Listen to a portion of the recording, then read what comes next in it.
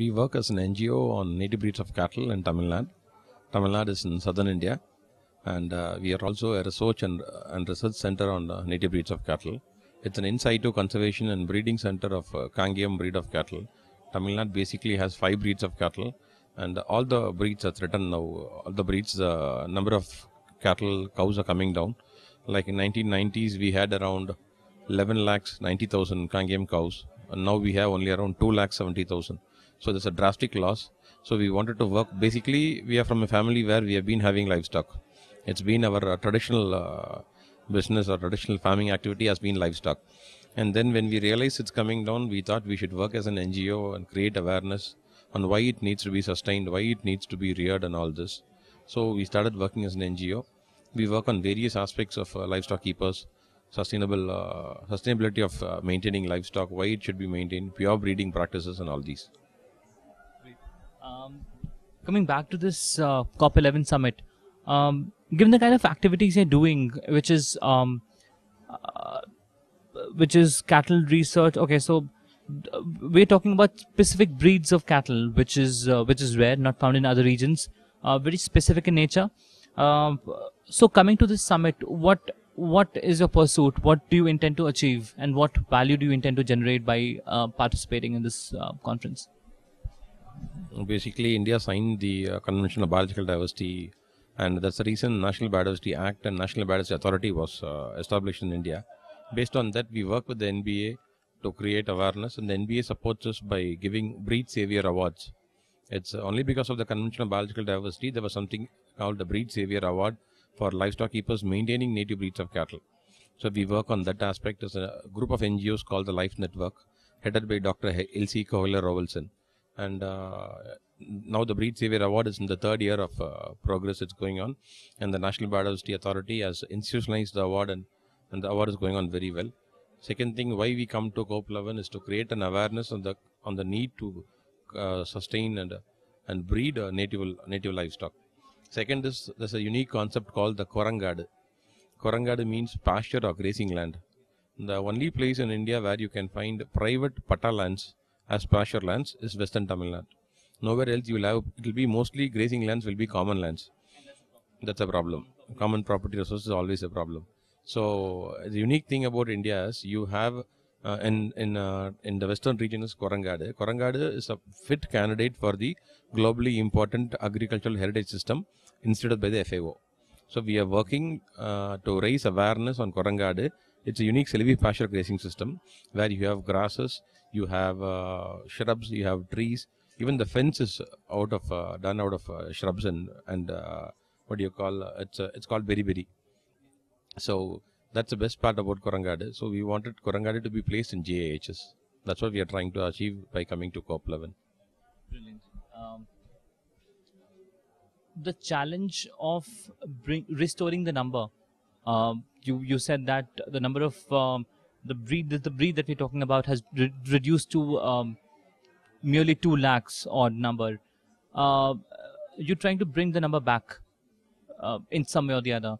It's quite a challenge. Give us some examples of the activities that you've taken up. I understand that you're taking up awareness activities, but give us an example where we can see a change. As an NGO, what we do is every year we at least give around 50 numbers of cows and bulls to livestock keepers who use it for organic farming. Organic farming is caught up very much now in India.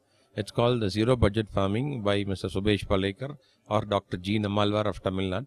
They follow cattle waste farming. They say use the native cattle's cow dung.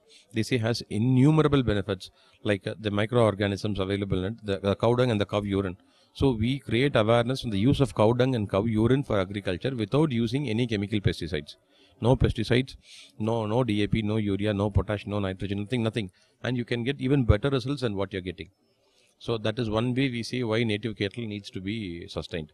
Number 2, there's something called A1, A2 milk. All the native cattle's milk is A2. It has better, it doesn't have the bad effects of A1 milk. And even if you see now in Netherlands has banned the Frisian and Jersey cow milk for children up to the age of 7. They say it leads to infant mortality. So that is another advantage why Zebu cattle or the Bos Indica should be conserved.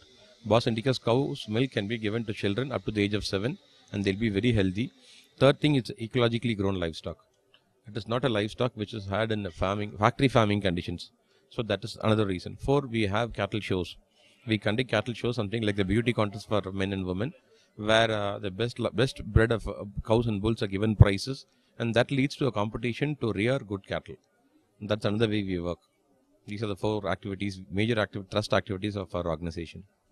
Brilliant. I mean, very interesting to know about the activities. I think they, I'm sure in the long run it will bring significant impact and measurable changes. Um, One thing which you mentioned about Western Tamil Nadu is that there are by far the only place where we see private grazing grounds. Uh, tell us tell us more about it, and tell us how can this be popularized more and more. The Korangadu is a fit case for let it be for climate change or for GAHs. See, because the advantage in Korangadu is it needs no irrigation. 8 months in a year, because of rains, there is grass. After the grasses are over, then the legumes start growing, and the cows eat the legume, and they get lots of protein. The grasses are basically carbohydrates, and the legumes give you protein. It's a mixture of monocot and dicot grasses, and then you have trees. The tree is called Velle Velan. The pods of the tree contain lots of iron, and the pods are very healthy for the animals, the sheep and the cow which graze in the Korangadu. So 8 months in a year, you don't have to do any kind of farming, tilling, and it's also another thing is you don't have to use any chemical fertilizers or fuel like diesel to plow with your tractors to feed the cattle. So that is one thing about Korangadu. Second thing about Korangadu is climate change. In the time of climate change, it's better you use less chemicals and less pesticides to grow something for your cattle. Third thing, when you have a Korangadu, the cows do not compete with human beings for food. What happens is in Bos Indicus, most of the cattle, they go for grazing. When you don't graze it and you have it in your farm, as factory farming, then they eat maize. They eat all kinds of stuff which human beings can consume. So when the human food is food, the necessity of human food is now in a serious threat now. That is a big demand. So why should we waste the resources and grow food for livestock? Instead, Korangadu can be replicated anywhere with a local, it's something like a savanna grass system.